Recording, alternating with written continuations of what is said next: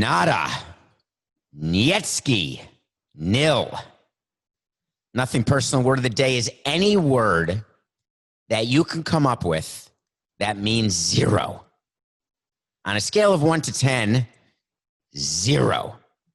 I chose nada. So many other great words. Remember Love Actually, when they're going back and forth when he's going to go to Milwaukee, Wisconsin? Colin is, because he wants to find women and he thinks that he'll do better in Wisconsin than he can in England. And he's speaking to his friend and he says, nada, yet. Anyway, 0. Why is that my word of the day? We got big news, ladies and gentlemen. Today is July 21st. In 9 days, the National Basketball Association will commence its sprint to the playoffs within their bubble. And they announced this is the new thing. Every other day, we get a new league with new stats. 1,000 people tested. Top 5 answers on the board. How many people tested positive? 0.0012659%. 4 players, a quarter of a staff member. That's what we're getting. But the NBA released something yesterday that said since July 13th, over the course, I guess, of 7 days, they took about 376 tests within the bubble, and they had zero positive tests. So everyone got all excited, thinking, that's it. We've got ourselves a working bubble. And I'm in. I want to tell you why the NBA is doing this, along with MLS, which announced 0 positive tests in their bubble. The National Women's Soccer League announced 0 positives in their bubble.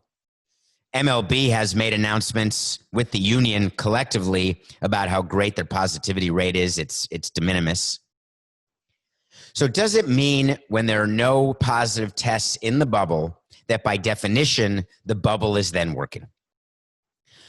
So the way you know whether a bubble is working, picture when have you ever been with kids and you blow bubbles and you stick the stick in the can of bubbles, you take it out, it's got that film over the circle at the end of the stick, and then you blow on it and a bubble comes out and the bubble looks great. And everything's fine, and the kids are happy, and then all of a sudden, the bubble bursts, and the kids cry. And you re-dip the stick in, do it again, and then you're rushing because you don't want the kid to keep crying because your ears are about to fall off, and you feel like you're disappointing your kids. So you quickly stick the stick back in the bubble, vat of bubbles. You do it again, and because you've rushed, you don't get any bubbles at all. So then you slow down, you put it in the stick gradually, you pick it up again, you get the film, then you blow, and then a bubble comes out. And then you're happy, and then the entire thing happens again. And you have to keep doing this because what's fun for a kid once, you have to keep doing. And am I the only person, granted I've never been nominated for Father of the Year, but am I the only person who by accident would kick over the little thing of bubbles? Oh my God, I can't believe I just tripped over that. Okay, we have enough for one more. And then all your bubble solution is gone. I can't be the only one. I'm going to be the only one who admits it, I bet. But you've all done that. You've all done that. So we're supposed to believe the NBA bubble's working. We see pictures of scrimmages. We see pictures of players who are paying attention. Only one player, that guy in the Kings, left the bubble and then was quarantined. People have entered the bubble quarantined. They've been fine. They get tested. So what needs to happen to make sure that the National Basketball Association and these other leagues who are playing within a bubble stay at 0? And is staying at 0 actually necessary for the NBA to compete and continue? So I've always believed that by definition, these sports leagues have all come to grips with the fact that they're going to play through positive tests. There's no specific number in mind, and we spent some time on Nothing Personal trying to figure out what that number could be. Is it 3 out of the 5 starters for a team that would cause a forfeit? Are they just saying that if players test positive, then it's like they're injured and you've got to go deep into your bench? Or it's like they've been suspended for a fight, you've got to go deep in your bench? But celebrating the zero bubbles is done, the zero tests, not the zero bubbles. Celebrating the zero positive tests is done as a way to gain public trust. It's as a way to say that the protocols we have in place have led to the safety of all those in the bubble. What they're not saying is that they're not testing all people who come into contact with players in the bubble. They're testing the players every other day. Some leagues are saying we're going to do it every day, every other day. If you test positive, we're going to do it every day. If you've been around the people who've tested positive every day. So there's all sorts of different rules that are going on. But it's all about spin. Because what the leagues have to do is you have to believe that what they're doing makes sense, that it's smart, that it's not putting anybody's life or health in danger, and they're not using any resources that need to be used for the benefit of the general public. So there's been some articles that have come out about the number of tests that are being taken by these professional athletes and how quick the turnaround is. Unlike when normal people take a test and it's 8 days, 10 days, 12 days, 14 days. These are overnight, sometimes 36, sometimes 48 hours. But in general, the turnaround is super fast. But then we know that they're using labs that regular people don't get to use, or they're using kits that regular people wouldn't have access to. All of these things are being told to us so we can feel better about watching sports again. Because it's not about going to the games. They're not trying to get us to go. In normal situations, we are supposed to feel good about sports because we want to go to games, because they want us to go to games, because that's how they get revenue. But in this case, it's all about ratings. It's all about keeping the sport in a place where corporate sponsors aren't going to run away. It's walking the fine line that's going on politically with COVID and all the other issues that are happening that have become totally politicized. It's about leagues trying to stay, if possible, as neutral as possible, while saying they're giving all players a platform to express their individual thoughts, desires, and needs in terms of educating or taking a stance. So all of these different balls are in the air for all the leagues. So one of the ways that the NBA and other leagues are trying to get you to not pay attention to what's going on in the left hand is to have you focus on what's going on in the right hand. And what's going on in the right hand right now are zero positive tests, nada, but that's until July 20th. What'll happen the next week? The next week. They've got to get to October 12th, which is the last day of a possible Game 7. Do I think they'll get there all the way without any more positive tests? I think I'm about as likely to be 6'6" as any league will get to the end of a season without a positive test. And that doesn't mean the games won't continue. It doesn't mean I'm not unbelievably excited for professional sports to return, but I am at least aware, and now you are, of the different things that leagues are doing to make sure that you're focusing on exactly what they want you to focus on. The NFL is actually pretty good about this as well. They got to see what MLB did and how bad that fight was between MLB and the MLBPA. They got me to do a wait to see that there's going to be competing statements. They got me to admit that it may not happen that way because they've got owners and players tweeting and different things happening. And so drips and drabs of information are coming out. If you listened to Nothing Personal yesterday, we told you that at the end of the day there were going to be no preseason games because they don't care. Owners don't care about the business of the preseason games. The readiness of the players, not all that relevant to the revenue that the teams receive. So yesterday, the NFL very quietly made a proposal to the Players Association because they're still working on a return to play with training camp opening a week from today. A week from today, we're going to know if one of my old wait to sees comes true because I said training camp will be delayed. Drips and drabs. The NFL owners offered 0 preseason games. They started at 4. They went to 2. The players, when the owners were at 4, were at 0. When the owners moved to 2, the players were at 0. The owners moved to 1. The players were at 0. The owners are now at 0. The players are still at 0, but now focused on health protocols. But we're hearing that they're very close. We would always love to leak that information. We always want the media to report we're very close. The Marlins are very close to a deal with John Doe. I like doing that even if we weren't close, because then it gets people thinking that we're actually doing stuff. So the NFL has been trying to figure out how to come to an agreement on health and protocol. They didn't do a great job on the concussion side, so they're trying to figure this out on the COVID side. So now what they're going to do, purportedly, is they're going to test all players every day for 2 weeks, and then every other day thereafter, assuming the positive rate for COVID testing remains 5% or below. Now, to give you an example, in Florida, our current positivity rate is around 19%, but it's an absolute petri dish here. In theory, the NFL, even though they are not going to be in a bubble and they're going to be traveling, there's a possibility to keep the positive rate below 5%.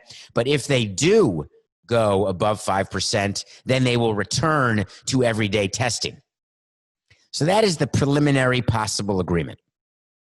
But there's still more. They still have to go through how they're going to take care of players and money and bonuses, what happens with positive tests, what players have to do once they're positive, what teams will have to do, how they need to retrofit not just their clubhouses, but the field and practices.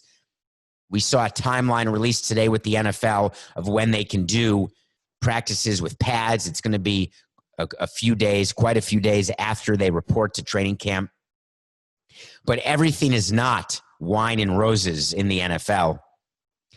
There was a tiny little leak yesterday, which must drive the NFL bonkers. Remember the great coach for the Los Angeles Rams? His name is Sean McVay. He was the wonder kid. I think the Rams won a Super Bowl with Jared Goff. Then they overpaid Jared Goff, and now they still have him, and the Rams haven't been as good. I think I've got that team right, Coca, but I could be wrong. Yes, they lost in the Super Bowl, so they've never actually won the Super Bowl. Thank you, Matt. Isn't that amazing that you focus on a season, and we play this memory game all the time in the office back when we would go into the studio at CBS. Can you name the last 10 Super Bowl champions? That's hard enough. Can you name the last 10 Super Bowl game losers? I would say off the top of your head, there is a very small percentage of the people. Now, it doesn't require taking some sort of dementia test. It doesn't take sort of figuring out which animal's which. I'm just saying, can you name the last 10 Super Bowl losers? I can't. I'm trying to think of even last year's Super Bowl. And as I'm doing the show, as you know, 45 minutes, I've got some segments. I have no idea what I'm going to talk about deep into the segment. I cannot. Of course, Patrick Mahomes. Now, who did Patrick Mahomes beat, Coca? 1 year ago. Who did Patrick Mahomes? The 49ers. I wouldn't have gotten that. I would not have remembered that. They were a good team, though. So in any case, Sean McVay was this amazing coach, but he feels like he's a little more experienced, so he gave a radio interview. Now, radio interviews often get now, because of social media, they are released in segments. I do that the same. We released on Twitter at David P. Samson, part of the Jonathan Holloway, the president of Rutgers, part of his Samson sit-down. We teased it by saying, Jonathan Holloway talks about the return of college football. It's straight clickbait. We want you to click, and then we want you to download, subscribe, and listen to the show. He did talk about the return of college football. I'm not saying that we discovered the cure for cancer here, but we had a very important, interesting conversation about it. But there's so many ways now that information gets out. In the old days, when I first got into sports, it's not that old. It was 1999. You would do a radio interview, and that'd be it. You know, if you said something bad, the radio station may call the PR people to say, are you aware of what Samson said? Then I'd have to call. I'd have to do something. But it was not like it is right now. So Sean McVay said, something about it, talking about NFL playing, something about it tells me maybe there's a chance that things get moved back. That's what's weird, because you want to make sure, as talking about getting the Rams prepared, that if we're going, we're ready to roll and we're locked in. But he feels as though there's going to be a delay in the season. There's been a lot of talk. Are they going to go from 16 games to 12 games? Are they going to think about delaying the Super Bowl and delay the entire season 1 or 2 weeks?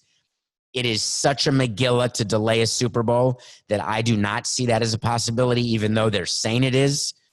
I think it's more likely that they would have to cancel bye weeks. But I still think that NFL is going to start on time. They are going to do everything they can to start on time. I'm not sure that training camp is ready for July 28th. I find that to be bizarre still.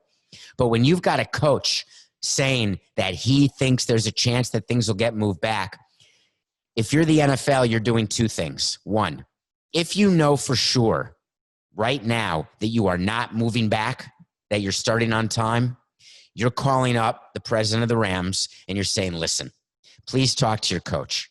We do not want any soundbite out there that there's anything other than complete unanimity of purpose and of desire of starting on time.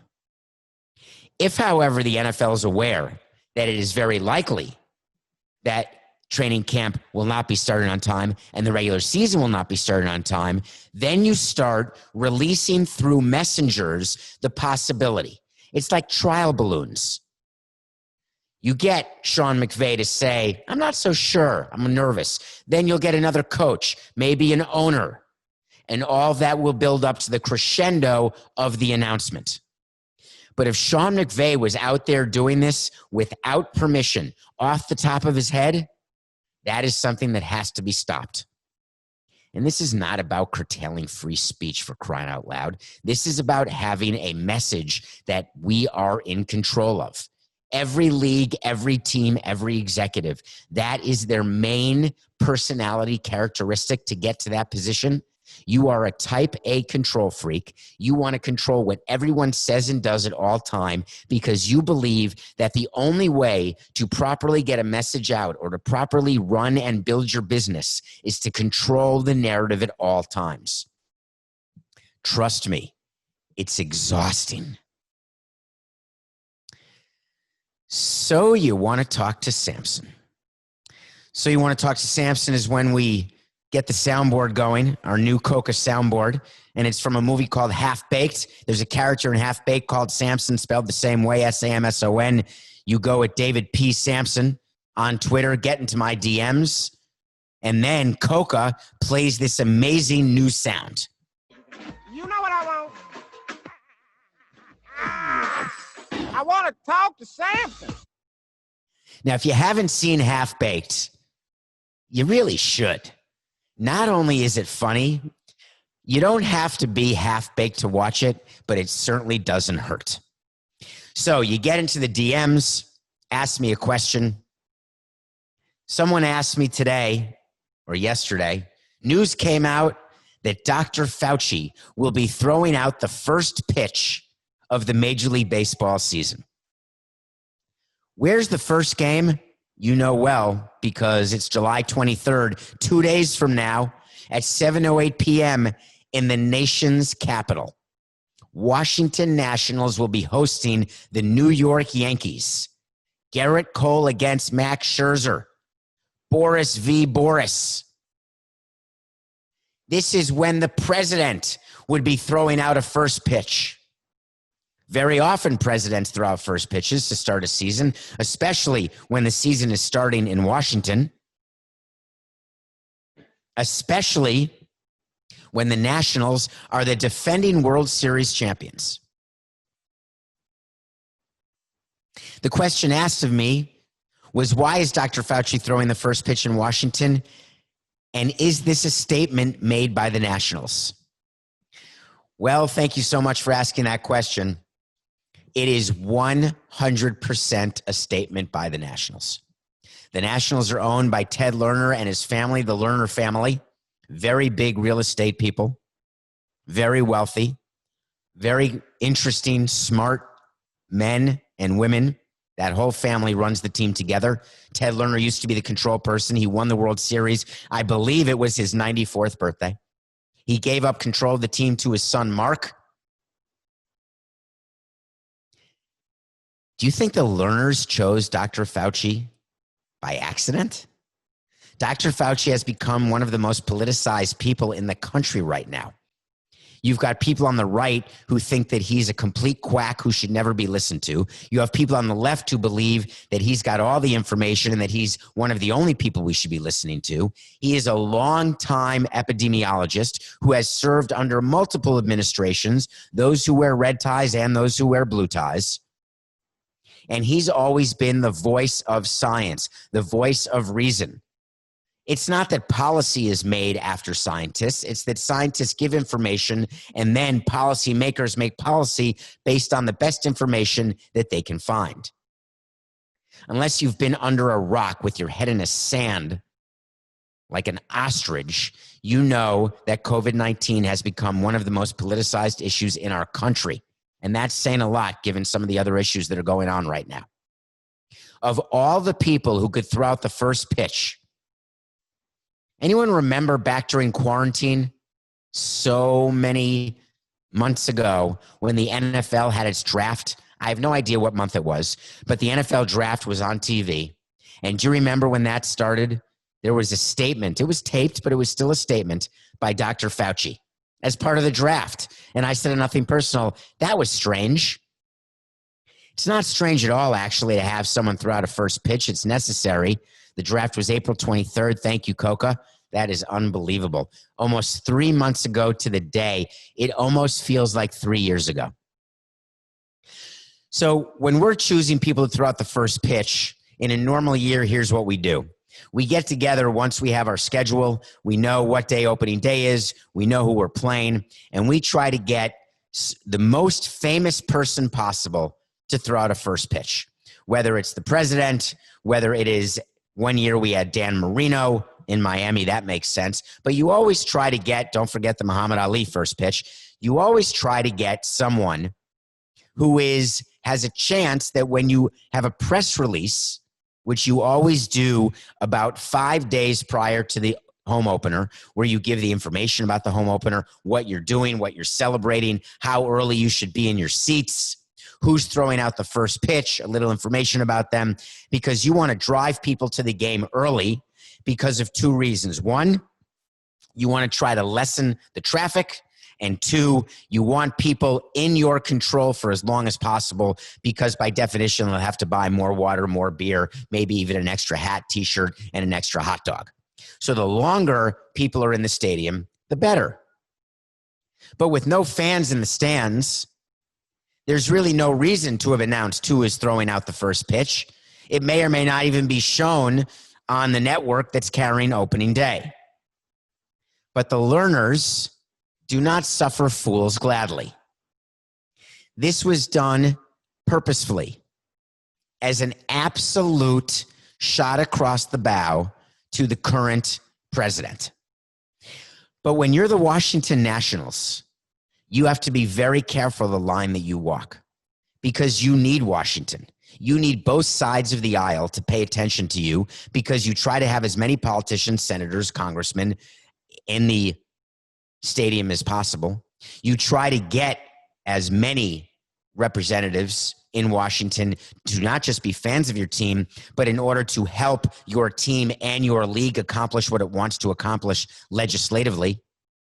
We had a whole legislative department in MLB, still do. And I don't know if you're aware, we would give money to people on both sides of the aisle, and we would do that purposefully. And the reason why we would do that is that no matter who was in which office, we needed to make sure that they knew that we were supportive of them because baseball needs things from Washington, starting with never losing the antitrust exemption, continuing with all things. Remember when the minor leaguers did a class action suit because they wanted more pay, and all of a sudden there was a legislative fix to this because it was said that they don't have to pay overtime to minor league workers, minor league players?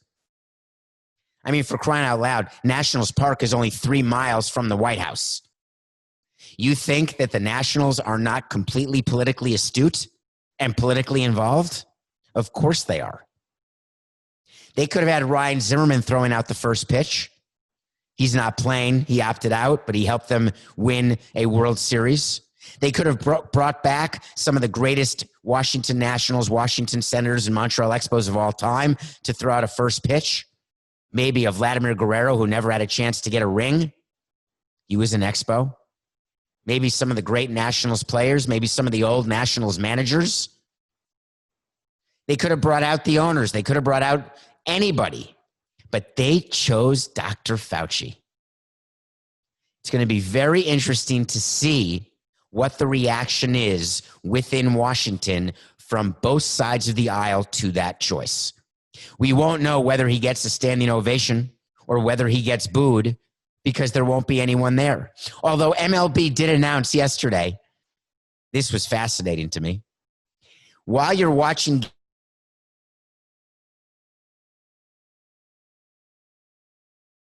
or yay, and then in theory, the home team will pipe in the yay or the nay or the boo. By the way, I just got noticed that my internet is unstable. So I don't know if you can hear me, Coca, but it said internet unstable. When I first glanced at my screen, it actually said unstable, and I thought it said I'm unstable. But then it said internet after the I. So I think everything's okay. Of course, you're right. It could be both. So you can press a button. Have you ever been to a concert or been to any event where the lead singer goes to your side of the house and says, you know, raise your arms, scream, and then goes to the other, scream, and then whoever screams more wins?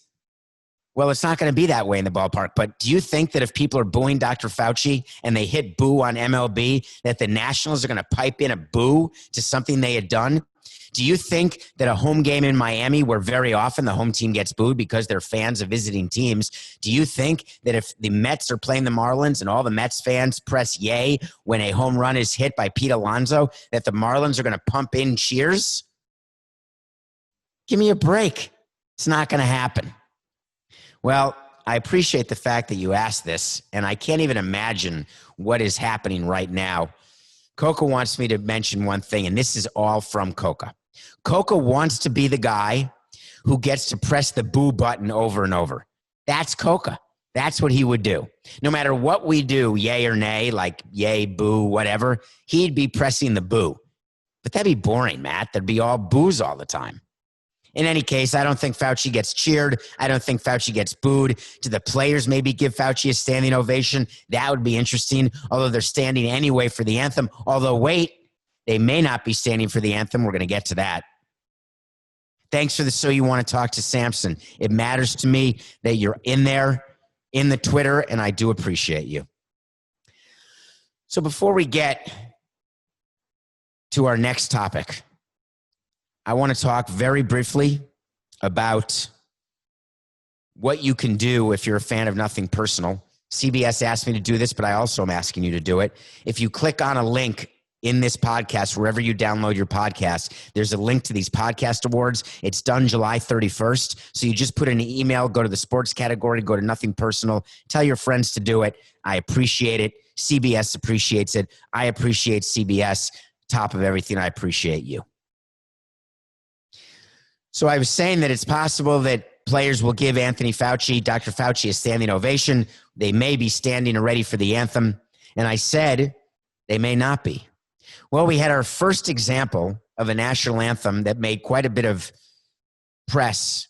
Can you name the manager for the San Francisco Giants, the 27th most irrelevant team this season? The San Francisco Giants. Who's their manager? I'll give you a hint. He got fired by the Philadelphia Phillies. Joe Girardi replaced him in Philadelphia. This man is replacing Bruce Bochy, who did not resign but retired in San Francisco.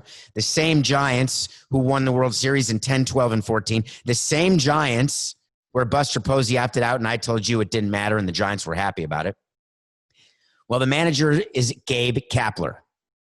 Gabe Kapler is quite a polarizing figure in baseball, having nothing to do with the national anthem. Gabe Kapler had a very hard time in Philadelphia. We called it early and often on the cue that he would not survive the season in Philadelphia. As you may recall, he was booed. He got the Coca boo button being introduced opening day, his first game as manager. That's a new one. That does not happen often. So Gabe Kapler, along with many starting pitchers, many position players, many starters, kneeled for the national anthem. And Gabe Kapler came out and said, we chose to do that because we believe I want to support my players. And if my players want to kneel, I'm going to kneel with them. No sooner than this morning at 6:30 a.m., President Trump tweeted out that he's excited for live sports, but if anyone kneels anywhere, he's done. There's people who agree with him. There's people who disagree with him. I think we've made it very clear that kneeling for the anthem has nothing to do with veterans who you know from my trip to visit troops overseas, from my support of the troops, from my appreciation of the troops. I would never do anything other than genuflect toward troops and what they do to allow me to do nothing personal and all the other amazing things I've been lucky enough to do in my life. It's only because of troops and what they do to protect our democracy and our freedom. The kneeling has nothing to do with that. Am I surprised that Gabe Kapler was the first manager to take a knee? No. Gabe Kapler is trying as hard as he can to ingratiate himself with his players. He knows that while this is his second shot managing, this is his last shot managing. If he gets run out of San Francisco the way he got run out of Philly, he will not manage again. The reality is that the expectations for Philly were way too high, and he had no choice, but he was going to fail. San Francisco, he can lose 100 games. Well, this year, what's the equivalent of 100 games? I guess if someone goes 20-40, that would be losing more than 100 games. So I guess 25-35. I'm not doing the math off the top of my head, but if you go 62-100, Coca, do 62 divided by 162. That'll give you a percentage, and then do that percentage of 60, and that's the number of games to be the equivalent winning percentage of losing 100. There's no way Coca's going to do that because he's got his finger on the button right now. So Gabe Kapler, I get it. Win the clubhouse. But that clubhouse and that organization has a lot going on. Not only are they on the forefront of equality issues, diversity issues, you saw that Alyssa Nakken made her debut as the first base coach. Did you see that? First woman to ever coach a base during a game. She could easily be a coach during a major league game, depending on testing, depending on how things go. She is on the bench as a coach for the major leagues. We talked about it when she got hired. And then she was actually on the field of play. It was outstanding. The Giants are really good about that. Listen, when you're in San Francisco, you better be good about things like that. But San Francisco hired and has a new president of baseball operations who is very analytically based. Gabe Kapler is very analytically based. I worry about the Giants winning anything close to 23 games, which is what you have to win to not, quote unquote, be a 100-loss team. So 23 and 37. Any team that wins 23 games, that's basically losing 99 or 99 and a half games. Coca got that math done in a hurry. I'm not even checking it. I'm just assuming you're right. Although if you did that in your head, then I'm going to assume it's wrong. If you did it on the calculator, I'm going to assume it's probably right if you did the equation properly. So what did Gabe Kapler do yesterday in addition to kneeling that got my attention way more than anything else? He said that this season, the San Francisco Giants may not announce a starting pitcher until right before the game. Wow. Epic. I've thought of that before. I don't want to tell the other team who's starting.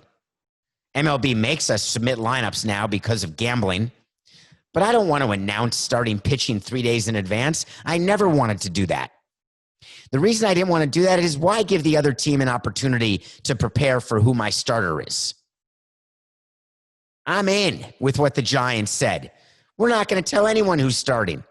I was thinking, this is amazing, the simpatico that I have with the Giants. But then Gabe Kapler continued to explain the reason for the decision, and I literally almost fell off my chair. The reason why they don't want to announce a starter has nothing to do with not letting the opposing team know. They don't even want to tell the pitcher who's starting. They want pitchers to warm up before the game. Then they'll decide who looks the good, who looks the best, who feels the best, who's got the release going, who's got his pitches working, and that guy's going to start. Is this the way it's going to be now? You know, they've got players sleeping with bracelets, how much sleep they get, how many times they roll over, how many times they get up and take a pee in the middle of the night. And if they didn't get a good enough sleep, they're not allowed to play. If they've got 4 bad nights of sleep, they get a day off. If it's 2 bad nights of sleep, they hit lower in the order. If in the old days they hit a ground ball to third base, you make sure that you defensive shift so there's 10 guys playing at third base. I get analytics. I'm not poo-pooing them. But in the real world of baseball, which worries me that we are going to a completely robotic place where GMs, managers will have no idea how to actually win in baseball. They will only know how to put robots on the field and have those robots perform to the level that they believe those robots should be performing. With total reckless indifference toward the human side of the game. You can't go to a pitcher 10 minutes before and say you're starting. And by the way, the other 2 of you who are warming up, you didn't look that great. Maybe in the 4th inning we'll get to you. Maybe you won't pitch at all. It's not going to work. There were some players during the course of my career who the general manager had said, listen, we're calling up this kid to start, but we're not going to tell him until the last possible minute because we don't want him to get all inside his head. We don't want him to freak out. But that doesn't mean we're telling him that day. The latest we ever told a starting pitcher he was starting, absent an emergency, when the scheduled starting pitcher couldn't go for injury or lack of mental ability or any other reason. The latest we ever told a starter was 2 nights before. The reason is that when you are doing a big activity like a marathon or you're starting a game, the most important night of sleep is 2 nights before. The night before, you toss, you turn, you think you're going to be too tired, and you're fine. Your adrenaline gets you through. I really hope Gabe Kapler and the San Francisco Giants don't go 100% analytics, because it will just prove to me what I know is true already, that you have to have a combination. If you are too much analytics and not enough eyes, not enough feel for the game, you will not be successful. Gabe Kapler's biggest criticism is that he was too analytical, and by what he said yesterday, it seems like the Giants and Gabe are a perfect fit, and so's losing 100 games. When we come back after the break, we're going to talk about marriage. Welcome back. I watched a TV series I had never heard of. I have no idea why I watched it. I didn't watch a trailer for it. I saw it on, I don't know what. I have the hardest time again. Was it Amazon? Was it Hulu? Was it Netflix? One of those 3. It's a series from 2014. It went 2 seasons, 23 episodes, 22 minutes an episode, and it's called Married. It stars Judy Greer and Nat Faxon. Do you know Judy Greer? Judy Greer played the sister in Elizabethtown. Judy Greer played one of the women in The Descendants. Judy Greer has had a varied career, phenomenal career, where you may not know her name, but you certainly know her face because you've seen her. A great character actress, phenomenally talented. Her husband in the show is played by Nat Faxon, who I'd never heard of. Nat Faxon, it turns out, is an Oscar winner for the screenplay for one of my top 100 movies called The Descendants, directed by Alexander Payne, who directed Sideways, with George Clooney and Judy Greer. I didn't realize Nat Faxon had anything to do with The Descendants, but I did find it strange that several of people in The Descendants show up in this series. It's a series that was not highly rated, recommended. It only lasted the 2 seasons because it's a series about a husband and a wife trying to get through the day. They are cynical. They are grumpy. It also stars the brother-in-law from Fleabag, which was a great series. He's in this. Jennifer Slate. Do you remember Jenny Slate? I believe she's more famous for having dated Chris Evans for a while, Captain America, but I could have my gossip wrong. She is a very talented actress. Jenny Slate. The actor from Fleabag is named Brett Gelman. So it talks about what happens when you've got 3 kids and the everyday issues in a marriage. How you get through the day when money's a problem, when boredom's a problem, when fighting's a problem, when teenagers are a problem. All of the old categories of problems that have existed long before you were a parent and will exist long after you are no longer a parent. Why am I suggesting that you watch a few episodes? So you don't hear me say this often. You don't need to watch all 23. But choose 5 episodes. You don't need to know anything about the previous episodes. It's not a sequential series in that way. It's sort of a old-fashioned comedy in that way. But if you have an opportunity, please watch 5 episodes of Married. Tell me that you don't think Judy Greer's phenomenal. Tell me that you don't think that Nat Faxon is uber talented. And tell me that Gelman doesn't make you laugh. It's Married, the TV series. Okay, today is day 128 of the beard challenge. 2 more days, haircut, beard. Just you wait. Thank you for paying attention to the beard challenge. I want to end on what happened with the Toronto Blue Jays. I just want to say that I was on record on CBS Sports HQ. I was on record yesterday on Nothing Personal, that there was no way that the Blue Jays are going to play their home games in Pittsburgh.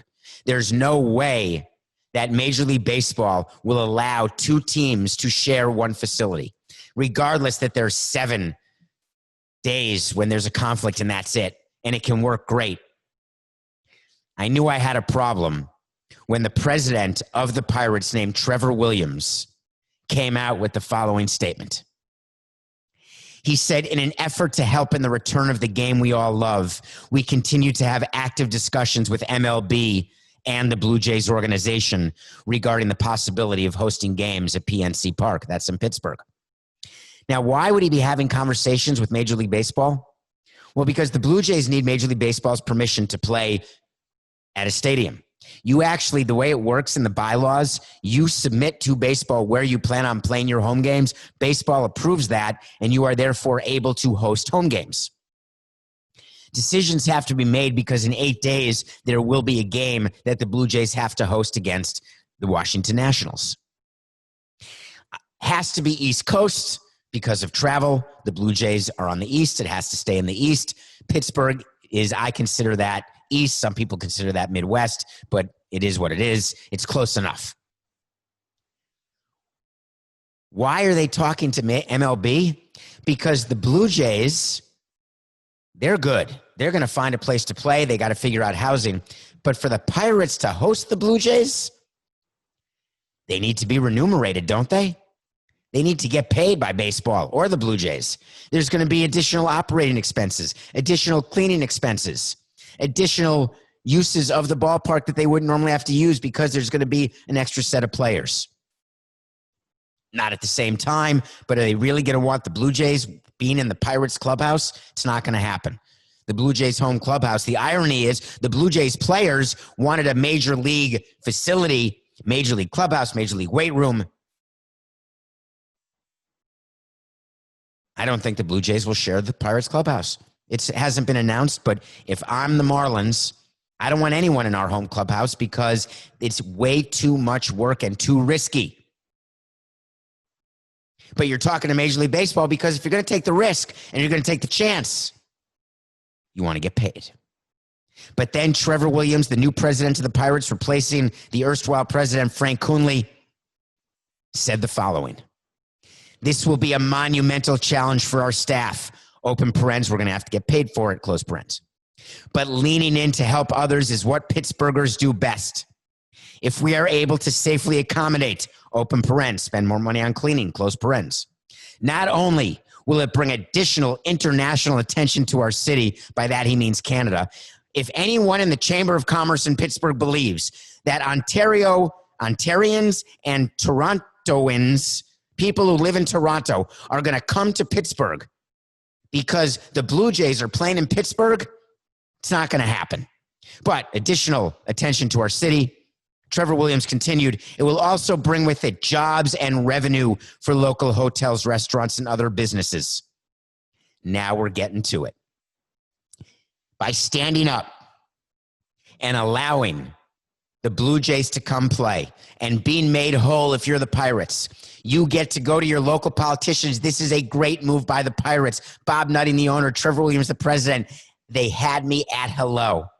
They get to go to their local politicians. They get to go to their local business leaders, and they get to say, look what we did for you during the time of pandemia.